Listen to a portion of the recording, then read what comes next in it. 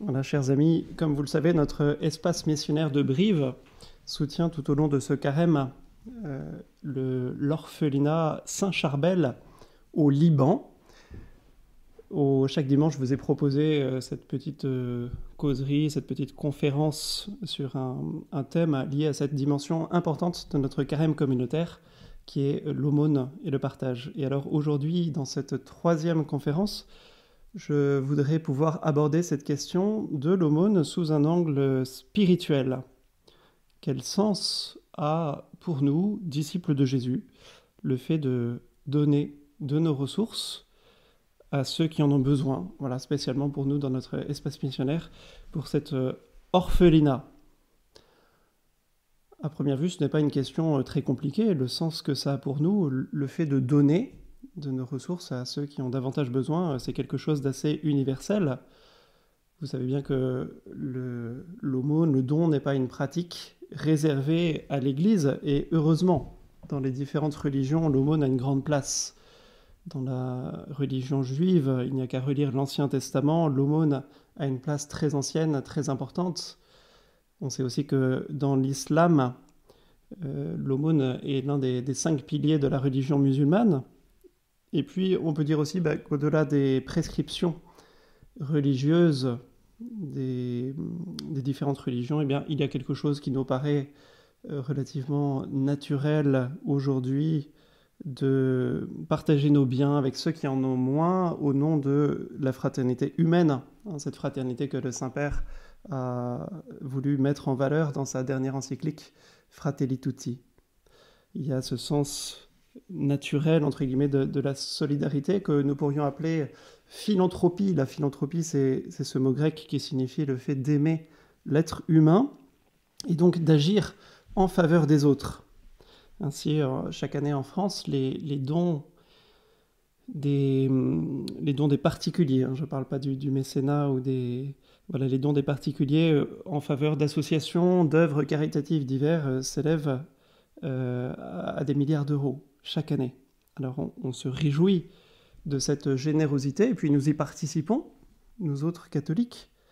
Et la question que je pose, c'est est-ce que nous y participons d'une manière spéciale ou dit d'une autre manière, est-ce que le fait d'être chrétien, d'être des disciples de Jésus, change notre manière de donner? Est-ce que notre aumône de carême, eh bien, c'est une forme simplement de cette fameuse philanthropie qui ressemble à celle du monde, ou bien est-ce que le fait de suivre le Christ Jésus donne un sens particulier à notre aumône? Alors je crois que oui, le fait d'être disciple de Jésus change notre manière de donner. Je voudrais que nous le comprenions bien, que nous revenions à ce que Jésus lui-même dit de l'aumône. Et il en parle assez souvent. Et puis Jésus ne fait pas qu'en parler, il vit lui-même de cette aumône. Il la vit parce qu'il la reçoit et puis il la donne. Relisons l'Évangile. Pendant ces années de ministère, Jésus n'a plus travaillé pendant environ 3 ans. Il n'a plus exercé son métier de charpentier. Et donc, il a compté sur le partage des ressources dans le groupe des disciples. C'est Luc qui nous en parle au chapitre 8 de son Évangile. Vous savez, il y a ce passage sur les femmes qui accompagnent le groupe des disciples. Luc nous dit qu'il y avait Marie-Madeleine, il y avait Jeanne, qui était femme de Cousa. Cousa, c'était l'intendant d'Hérode. Il y avait Suzanne, et puis beaucoup d'autres qui les servaient en prenant sur leurs ressources. Et puis, ce n'était pas à sens unique. Le groupe des apôtres autour de Jésus ne faisait pas que recevoir de l'argent, il en donnait aussi, quand c'était possible. On sait que parmi les apôtres, c'est Judas qui était chargé de gérer la bourse commune, et notamment pour faire des dons aux pauvres. Après la Pentecôte, une fois Jésus remonté au ciel, après l'effusion de l'Esprit Saint, nous voyons la première église de Jérusalem continuer à fonctionner de cette manière très communautaire, avec la mise en commun des ressources pour que chacun puisse vivre correctement, que ceux qui ont un peu plus donnent de manière à ce que ceux qui ont moins reçoivent.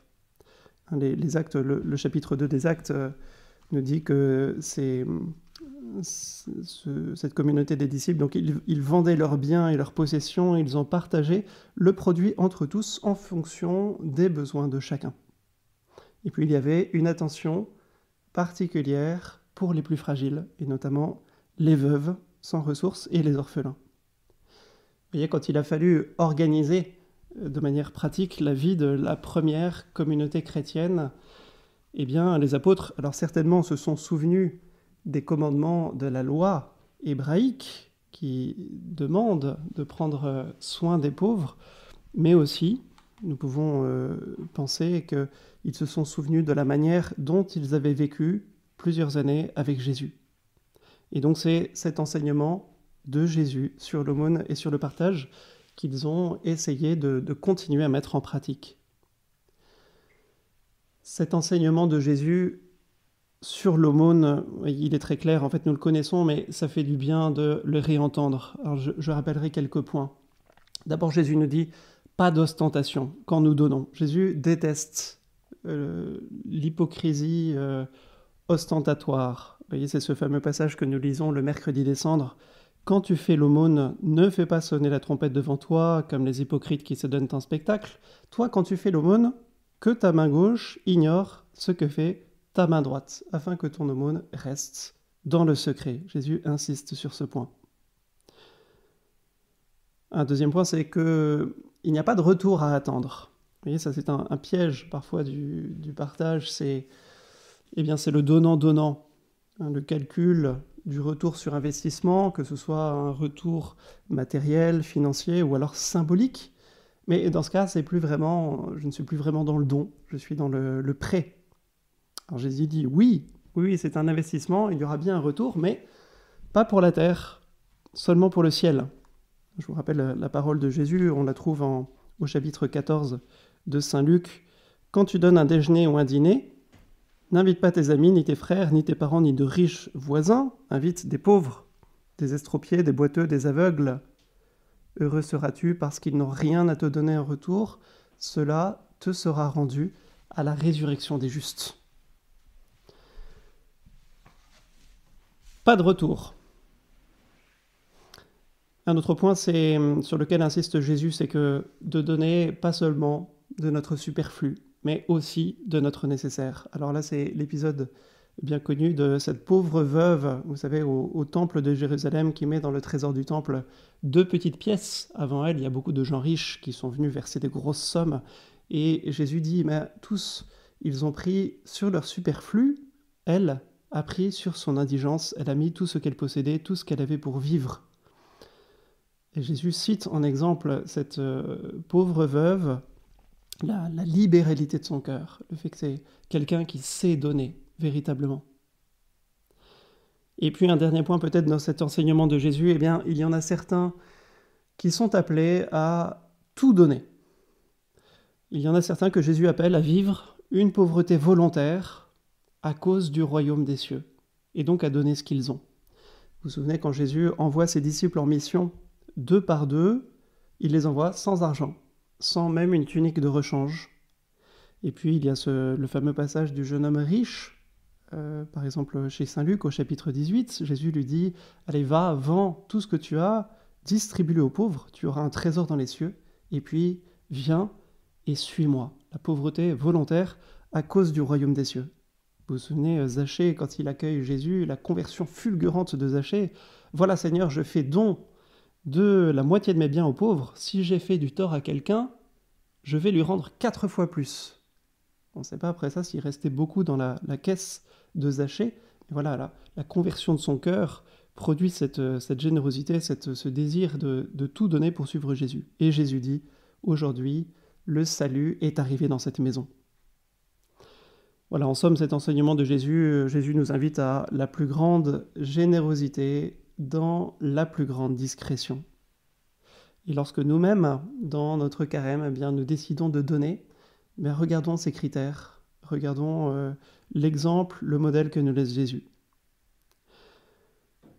Il y a comme un point culminant de cet enseignement de Jésus sur l'aumône, peut-être c'est la parabole du jugement dernier. Nous la connaissions bien aussi quand le roi vient et qu'il met les brebis à sa droite et les boucs à sa gauche. Il dit aux brebis, eh bien, ce que vous avez fait au plus petit de mes frères, c'est à moi que vous l'avez fait.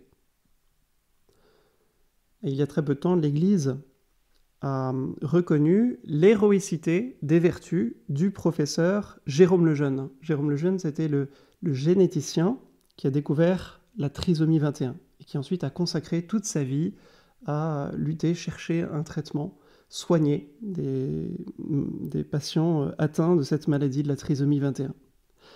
Le professeur Lejeune est donc, depuis très récemment, vénérable, c'est-à-dire la dernière étape avant la béatification. Alors je parle de lui parce que c'est une très belle figure vraiment de savant contemporain et de saint. Et puis parce que surtout il avait fait de cette phrase de Jésus sa devise. Ce que vous avez fait au plus petit d'entre les miens, de mes frères, c'est à moi que vous l'avez fait. Ça a été vraiment le moteur de son action qui lui a demandé beaucoup de courage, beaucoup de persévérance. Il l'a puisé dans cette phrase de Jésus.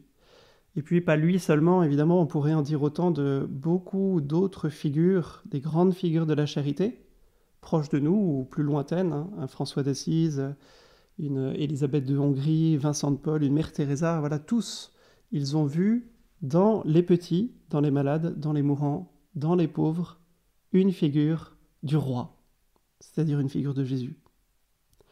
Et puis on peut dire aussi que pour cette raison, l'Église, partout où elle a été présente au cours des siècles depuis 2000 ans, a implanté des hôpitaux, des orphelinats, des accueils pour les personnes âgées, des hospices d'indigents, des léproseries, des foyers pour les handicaps de toutes sortes. Elle s'occupe encore aujourd'hui d'une multitude de ses œuvres. Vous voyez, on parle, nous sommes heurtés régulièrement par des scandales qui sont révélés au sein de l'Église, on la pointe du doigt, mais n'oublions pas l'œuvre vraiment de charité concrète que l'Église quotidiennement et sur tous les continents exerce en faveur des pauvres à cause du commandement de Jésus. À cause du commandement de Jésus. Vous voyez, c'est plus que par philanthropie, c'est parce que nous savons, chrétiens, que en servant les personnes les plus fragiles, eh bien, c'est Jésus que l'on sert. Il y a une présence spéciale du Seigneur Jésus dans les pauvres. Vous voyez, une anecdote, j'ai passé quelques années d'études à Rome, et à Rome, j'ai vu une multitude d'églises, il y en a à chaque coin de rue, mais il y en a une d'entre elles qui m'a particulièrement frappé, c'est la chapelle d'un hôpital qui est à Rome, qui est le plus vieil hôpital d'Europe. Il a été fondé au 8e siècle. Donc ça remonte. Et alors, à une époque que j'ai pas réussi à déterminer, mais c'est ce qu'on m'a rapporté, dans cette chapelle, la messe était célébrée chaque jour, mais on n'y conservait pas le Saint-Sacrement dans le tabernacle. Pourquoi ? C'était pour faire comprendre que dans ce lieu, la présence du Christ, dans ce lieu particulier, eh bien, c'était les malades qui étaient tout autour de l'église, qui étaient soignés ici. Vous voyez, c'est ça le sens profond de notre aumône, que ce soit une aumône en argent ou une autre manière de partager nos biens pour le service des pauvres, c'est que en aimant les autres, nous aimons Dieu. Alors ça, c'est un témoignage très constant de l'Écriture, hein. J'ai presque honte de le rappeler parce que nous le citons souvent, mais en fait, il n'y a pas de honte. On a besoin de le rappeler parce que c'est le cœur de notre vie. Saint Jean nous dit, si tu n'aimes pas ton frère que tu vois, comment pourras-tu aimer Dieu que tu ne vois pas ? Nous prétendons aimer Dieu, mais la vérification concrète de cet amour, c'est le service de nos frères que nous voyons, bien sûr. Et puis la parole vigoureuse de Saint Jacques. Saint Jacques, dans sa lettre au chapitre 2, nous dit « Alors supposons qu'un frère ou une sœur n'ait pas de quoi s'habiller, ni de quoi manger tous les jours, et si l'un de vous leur dit « Allez en paix, mettez-vous au chaud, mangez à votre faim », sans leur donner le nécessaire pour vivre, à quoi cela sert-il ? Ainsi donc, la foi, si elle n'est pas mise en œuvre, est bel et bien morte, nous dit Saint Jacques. La vérification concrète de notre foi, de notre amour de Dieu dans le service des autres. Voilà, dans l'œuvre des pères de l'Église, alors qui m'est particulièrement cher parce que mes études portent sur ce sujet. Les pères de l'Église ont beaucoup insisté aussi dans leurs prédications, dans leurs exhortations sur ce sujet. Je vous citerai simplement Saint Jean Chrysostome, qui de manière très forte dit « Alors toi, tu prétends que tu aimes le Christ, mais ne commence pas alors à le mépriser quand tu le vois nu à la porte de l'Église. Ne l'honore pas dans l'Église avec des étoffes de soie et des vases précieux, alors que dehors, il souffre du froid et de la nudité. C'est le même corps, nous dit Jean Chrysostome, sur l'autel, le corps du Christ qui nous est livré à chaque Eucharistie et le corps du Christ qui est dans le pauvre, qui est dehors, que nous avons à servir. » Vous voyez, puis c'était aussi j'ai cité Jean Chrysostome qui est un auteur et qui est aussi un saint, et c'est le témoignage constant de la vie des saints, de la vie de tant et tant de fidèles anonymes, je le disais il y a un instant, au cours de la vie de l'Église, ils ont mis en pratique une charité concrète en faveur des autres, en faveur des pauvres.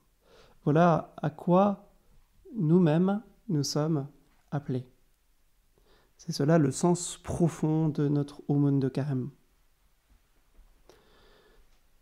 Et puis, je voudrais aller encore un tout petit peu plus loin avec saint Paul.